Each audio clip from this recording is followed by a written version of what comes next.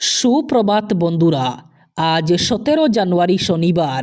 আজকের সকালের বিশেষ বিশেষ খবরগুলি হলো, রাজ্যের বর্তমান মুখ্যমন্ত্রী ডক্টর হিমন্ত বিশ্ব শর্মা নাকি বিরোধী নেতা গৌরব গগৈ। অসমের পরবর্তী মুখ্যমন্ত্রী কে হবেন?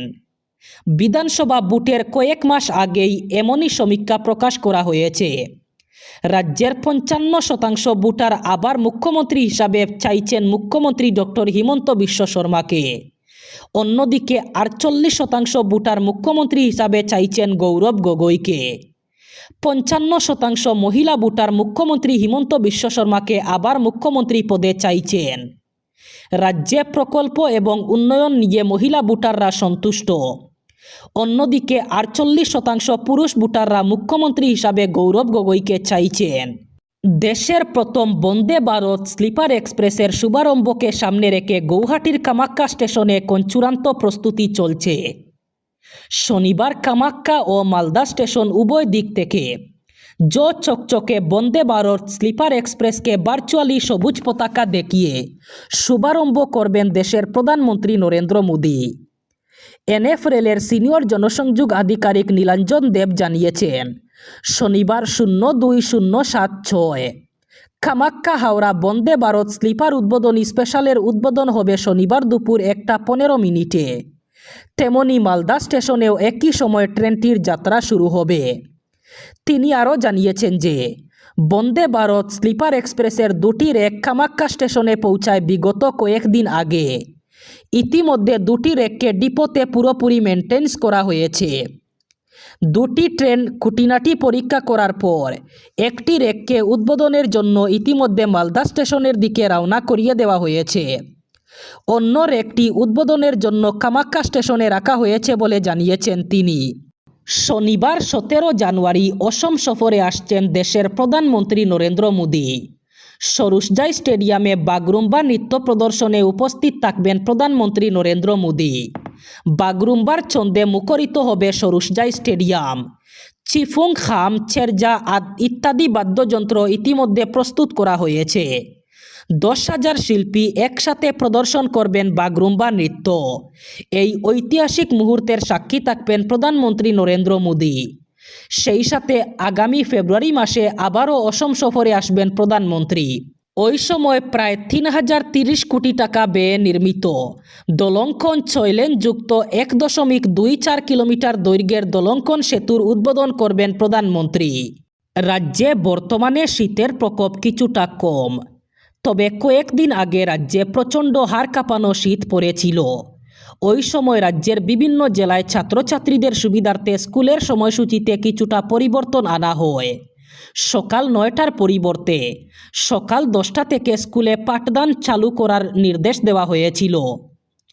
সেই থেকে এখনও পর্যন্ত রাজ্যের বিভিন্ন জেলায় এই নির্দেশ অনুযায়ী স্কুলে পাঠদান চলছে।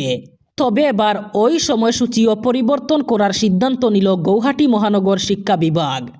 আবারও পূর্ব নির্ধারিত সময়সূচি অনুযায়ী অর্থাৎ সকাল 9টা থেকে গৌহাটি মহানগরে বিদ্যালয়ে পাঠদান শুরু হবে। আগামী সোমবার থেকে গৌহাটি মহানগরের অন্তর্গত সব বিদ্যালয়ে স্বাভাবিক সময়সূচি অনুযায়ী শুরু হবে পাঠদান। শীতের প্রকোপের জন্য এই পরিবর্তন করা হয়েছিল, তবে আবারও স্বাভাবিক সময়সূচি অনুযায়ী বিদ্যালয়ে পাঠদান চলবে। তবে বরাক উপত্যকার 3 জেলায় এখনও পর্যন্ত এই ধরনের কোনো নির্দেশ আসেনি, অর্থাৎ পরিবর্তিত সময়সূচি অনুযায়ী পাঠদান চলছে বরাক উপত্যকার 3 জেলায়। ওকে তখনই বের করে দেওয়া উচিত ছিল। এখন তাকে পদত্যাগ করিয়ে হিরো হওয়ার সুযোগ দেওয়া হয়েছে। তাকে বহিষ্কার করা দরকার ছিল, না হলে মঞ্চ থেকে স্পষ্ট করে বলা উচিত ছিল কংগ্রেসে তোমার কোনো জায়গা নেই, কিন্তু সেটা করা হয়নি। সেই কারণেই আজ এত খারাপ কথা বলা ওই ব্যক্তি আবার সংবর্ধনা নিচ্ছেন, অর্থাৎ গৌরব গগৈ তাকে হিরো হওয়ার একটা সুযোগ করে দিলেন। এই মন্তব্য করেন মুখ্যমন্ত্রী ডক্টর হিমন্ত বিশ্ব শর্মা।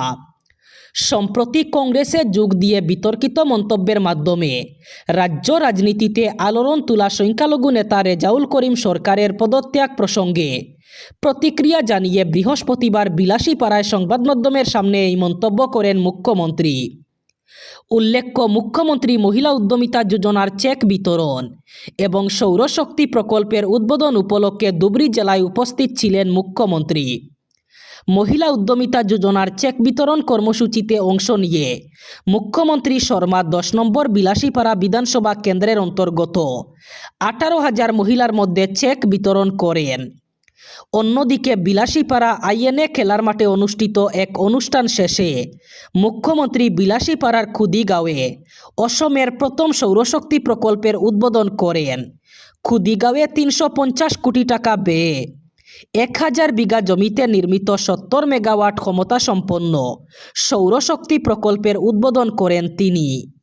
চিকিৎসকের কাছে যাবেন বলে বাড়ি থেকে বের হয়ে আর ফিরেননি 2 সন্তানের জননী।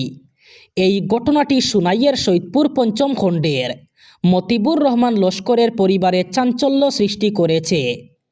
ঘটনার বিবরণ জানিয়ে স্বামী মতিবুর রহমান লস্কর শিলচর সদর থানায় নিখোঁজ সংক্রান্ত একটি মামলা দায়ের করেছেন। বৃহস্পতিবার তিনি সংবাদমাধ্যমের সামনে ঘটনার বিবরণ দিতে গিয়ে জানান, প্রতিদিনের মতো 13 জানুয়ারি তিনি কাজের উদ্দেশ্যে বাড়ি থেকে বেরিয়ে যান। পরে তার স্ত্রী মিনারা বেগম লস্কর চিকিৎসকের কাছে যাবেন বলে বাড়ি থেকে বের হন। তবে ওই দিন বিকেল গড়িয়ে গেলেও তিনি বাড়ি না ফেরায় প্রতিবেশী এবং আত্মীয় স্বজনদের মধ্যে খোঁজখবর নেওয়া হয়, কিন্তু তার কোনো সন্ধান পাওয়া যায়নি। শেষ পর্যন্ত নিরুপায় হয়ে থানার দ্বারস্থ হন স্বামী। বর্তমানে পুলিশ ঘটনার তদন্ত শুরু করেছে। পরিবারটি উৎকণ্ঠায় রয়েছে বর্তমানে। মহিলাদের বিপদের বন্ধু 114 নাম্বার। এবার স্বামীদের বিরুদ্ধে অভিযোগ জানাতে পারবেন মহিলারা। রাজ্যের সব স্বামীদের সাবধান করলেন রাজ্যের মুখ্যমন্ত্রী ডক্টর হিমন্ত বিশ্ব শর্মা। মহিলাদের জন্য চালু করা হলো হেল্পলাইন নাম্বার। স্বামীর বিরুদ্ধে কোনো অভিযোগ থাকলে এই নাম্বারে অভিযোগ জানাতে পারবেন।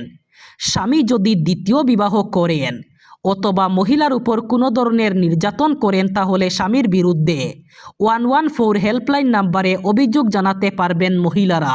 সেই সাথে মুখ্যমন্ত্রী ডক্টর হিমন্ত বিশ্ব শর্মা জানিয়েছেন, আগামী 1 ফেব্রুয়ারি থেকে রাজ্যের ছাত্রদের নিযুত বাবু প্রকল্পের আওতায় টাকা দেওয়া শুরু হবে। এবার নিযুত ময়না প্রকল্পে ছাত্রীদের সাথে সাথে নিযুত বাবু প্রকল্পে ছাত্রদের দেওয়া হবে মাসে মাসে পড়ার খরচ। এবার শেষ খবর, ইরানে সরকার বিরোধী বিক্ষোভে নিহত ব্যক্তির সংখ্যা বেড়ে অন্তত 3428-এ দাঁড়িয়েছে। নরওয়ে ভিত্তিক মানবাধিকার সংস্থা ইরান হিউম্যান রাইটস এক প্রতিবেদনে এই তথ্য জানিয়েছে। সংস্থাটি সতর্ক করে বলেছে, শত শত বিক্ষোভকারীকে মৃত্যুদণ্ড দেওয়ার গুরুতর ঝুঁকি তৈরি হয়েছে। গত 28 ডিসেম্বর তেহরানে শুরু হওয়া এই বিক্ষোভ বর্তমানে ইরানের 31টি প্রদেশের 190টি শহরে ছড়িয়ে পড়েছে। দেশটিতে ইন্টারনেট সংযোগ বন্ধ থাকায় নিহত ব্যক্তিদের প্রকৃত সংখ্যা জানা কঠিন হয়ে পড়েছে। এই অবস্থায় নিহত হওয়ার সংখ্যা আরও বেশি হতে পারে বলে ধারণা করা হচ্ছে। তথ্য অনুযায়ী শুধু 8 থেকে 12 জানুয়ারির মধ্যে অন্তত 3379 জন বিক্ষোভকারী নিহত হওয়ার তথ্য নিবন্ধিত হয়েছে।